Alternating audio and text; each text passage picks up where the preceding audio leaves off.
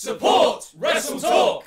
Well, for all the bitching and moaning about there being no build into this pay-per-view, everything having a completely foregone conclusion, it turns out the WWE Elimination Chamber 2020 was pretty freaking good. I'm Laurie Blake, and this is Elimination Chamber 2020 in case you missed it. And we'll start with a major talking point, which is the fact that Shayna Baszler is going on to face Becky Lynch at WrestleMania, because of course she is, because that would be stupid if she wasn't. So the Women's Chamber match wasn't exactly full of mega exciting competitors. You had, Shayna Baszler, you had Asuka, couldn't wait to see them go toe-to-toe, but then you also had Natalya and the whole of the Riot Squad, who were set to implode. Except they didn't, because they never bothered to get in the ring at the same time. Instead, the match was started by Natty and Ruby Riot, who had a bit of a brawl and chucked each other about, did a bit of a sharpshooter. Ruby Riot was taunted by Liv Morgan while in the sharpshooter, like, ha ha ha, I'm gonna get you, you're gonna get some of this when I get out of this cage. Oh, no, that's not happened, because Sarah Logan comes into the match,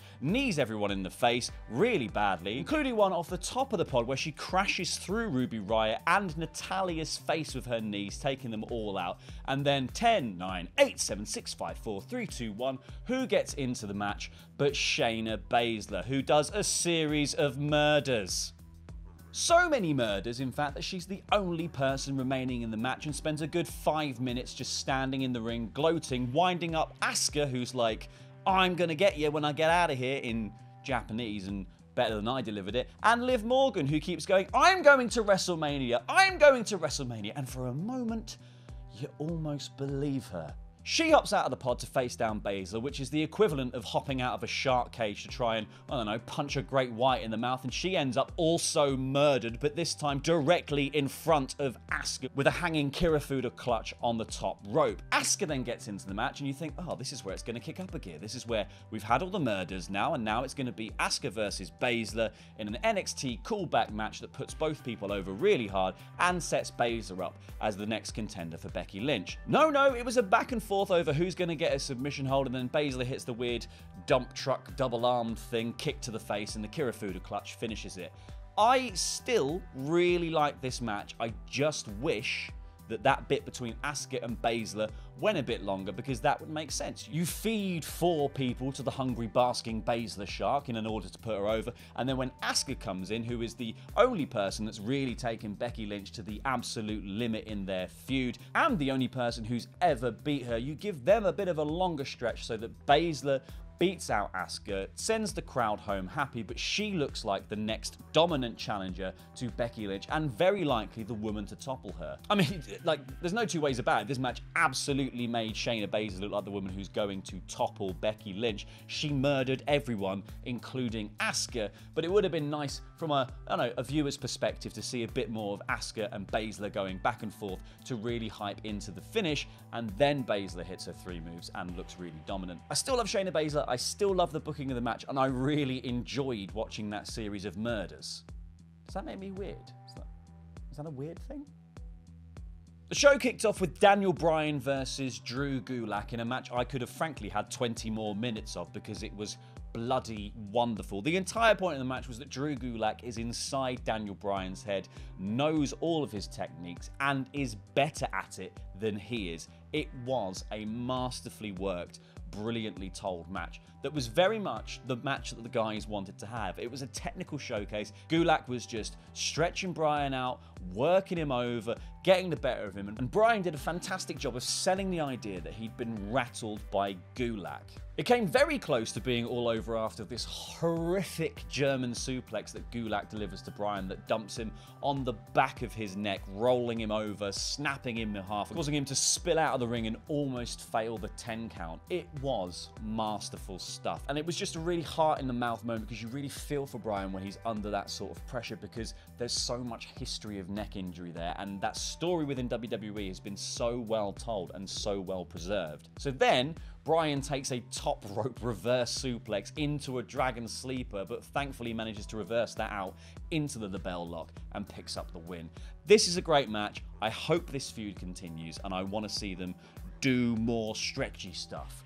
Work the ankles, guys. Work the wrists. Work them hard. Work 'em hard. Then we had Andrade versus Humberto Carillo for the US title, and what are they going to do with Humberto Carillo now? Because that boy keeps on losing. He's got lovely dimples, but dimples do not a match win you.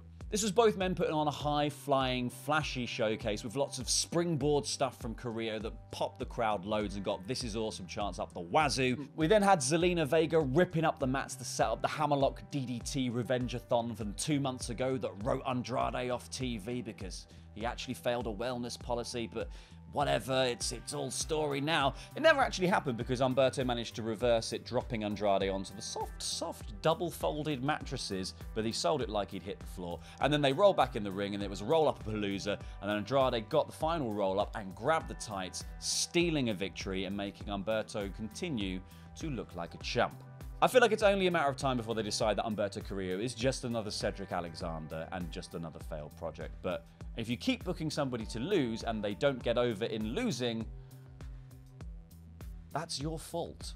Next up, we had the Elimination Chamber match for the Smackdown Tag Team titles. New Day and the Usos started things out as they seemed to have the most chemistry in the ring. However, that chemistry wasn't exactly firing this evening. This match overall was one of the sloppiest on the card. There were a lot of missed spots, things were a bit slow, a lot of people were waiting. There was a really long section in which everyone was watching Lince Dorado climb a cage out of the side of their eye, and then he did a sort of brilliant, admittedly, shooting star press from the very top of the Elimination Chamber, but it had taken legitimately 10 minutes for him to get there. So things finally hit their stride in this match when Heavy Machinery entered 5th and they started clearing house. Otis hits the Caterpillar, they bonk a load of people into the cage using their sheer force of weight, and then Rude and Ziggler are the last to enter. They try to beg off. Heavy Machinery attempt to prise open the door to their pod, and then they all get into this big brawl. We finally get a brilliant showdown between Ziggler and Otis. Otis chases Ziggler up one of the pods like he's a dog chasing a squirrel, but up the other side, another dog. But this dog can climb, and his name is good old Tucker. He taps him on the shoulder, chucks him down to Otis, who catches him off the top of the pod and slams him about a bit, while Tucker does a huge cannonball into the assembled masses below. It was brilliant stuff. However, Heavy Machinery end up eliminated from the match after Otis Dozoviches his way all the way through the pod to the outside, killing all the members of the announce teams with the shrapnel of the bulletproof glass. For gloating and being dirty, dirty heels, Rude and Ziggler then eat a Trouble in Paradise, a big ending, and a double Uso splash off the top of the pods, and they're out too. So then,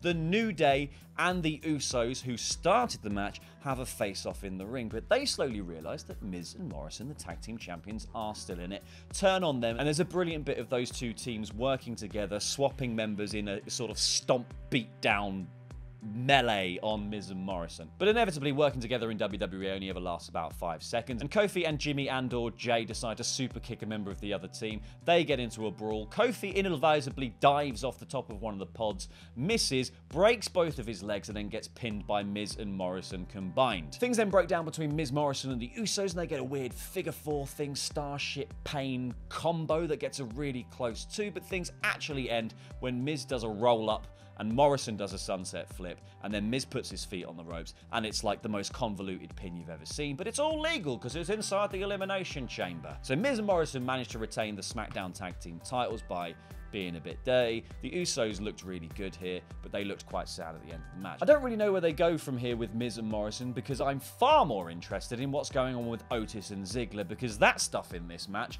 was absolutely gold. Next up, Aleister Black took on AJ Styles in another brilliant match. This was no DQ. AJ comes out with Gallows and Anderson, who weirdly don't get involved in the match at all for a very long time. I probably would have booked this that Gallows and Anderson interfere very early on, both eat black masses, writing them out for ages, and then they come back in at the end. Instead, what happens is AJ starts working over Aleister's left leg. It's a very vicious side of AJ as he's stomping it down, putting it in different holds, hitting it with a kendo stick, he hits it with a chair.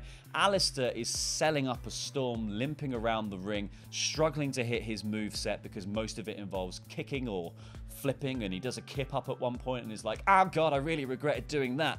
But he manages to fire back. He goes for the springboard moonsault off the ropes at one point, and AJ catches him out of the air, holds him, and goes for a tombstone only to have it reversed. They then brawl to the outside. AJ tries to do a suplex off one of the announce tables through another table that's been set up on the outside, and Aleister Black does this amazing low kick to get out of it that sends AJ banging his head off the table. And as he's dizzy on the outside, Aleister Black meteoras him, double knees through the table on the outside.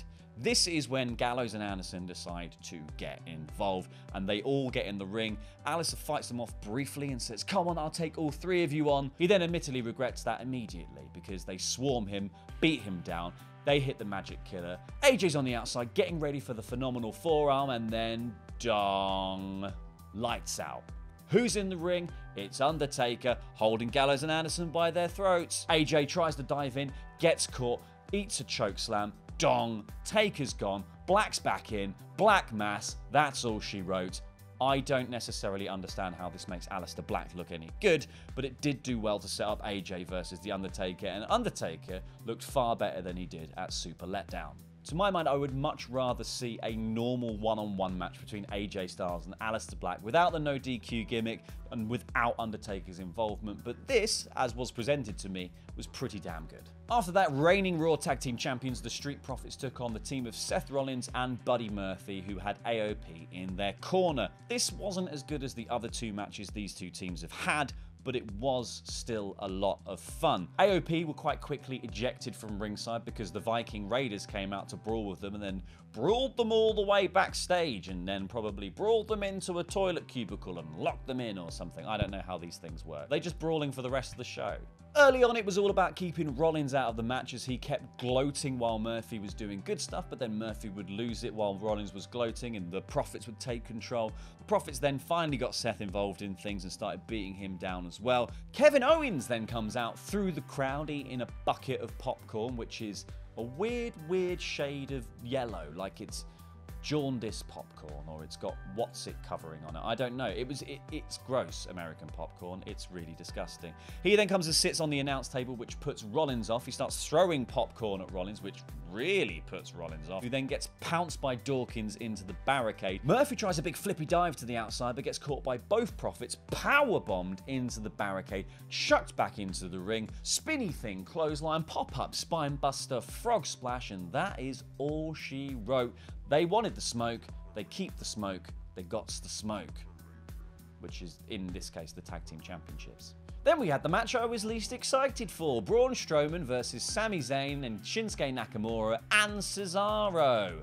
I was convinced that this was going to be Braun Strowman beating down all three men to go, "Ah, Braun, I am the Intercontinental Champion," and I was pleasantly surprised to find that that is not what happened. Before the match started, Sami Zayn cuts a promo saying, "I'm going to take down Braun Strowman all on my own. The other two guys are just going to stand on the apron for most of the match because I don't need to get involved. I'm just going to do it on my own." And then when the match starts, he immediately tags out. The whole match was brilliantly put together because it was just Sami Zayn playing keep away from Braun Strowman and putting him off while Cesaro and Shinsuke slowly wore him down. And because, oh my god, Braun Strowman is so obsessed with him, he kept running into the ropes in the wrong way. He posted himself into the corner a few times, and then he eats a double suplex, haluva kick combo, and Sami Zayn pins him to become the new Intercontinental Champion.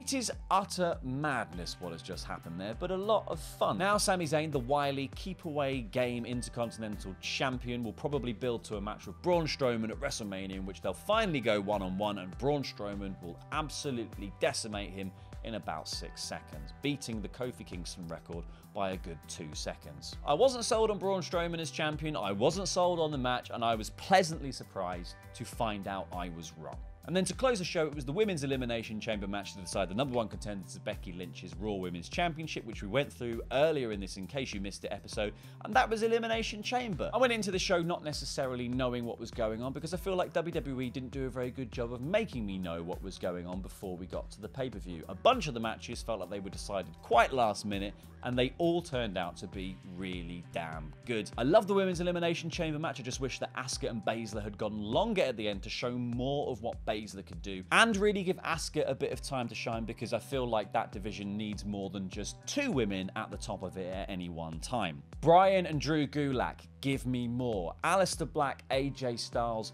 give me more. Seth and Murphy versus the Street Profits didn't quite live up to the standard of their other 2 matches, but still had a lot of fun moments, did plenty to advance Seth and Kevin Owens seemingly for Mania, and there seems to be a Viking Raiders AOP thing splintering off too, so I really like that. So there you have it, that's WWE Elimination Chamber 2020 for you, in case you missed it. I've been El Fakador Laurie Blake. Please click the videos that have appeared on the screen now to watch more awesome WrestleTalk content. Luke's going to be back with a review of the show tomorrow, and we'll be doing a full live streamed one as well, so see you then.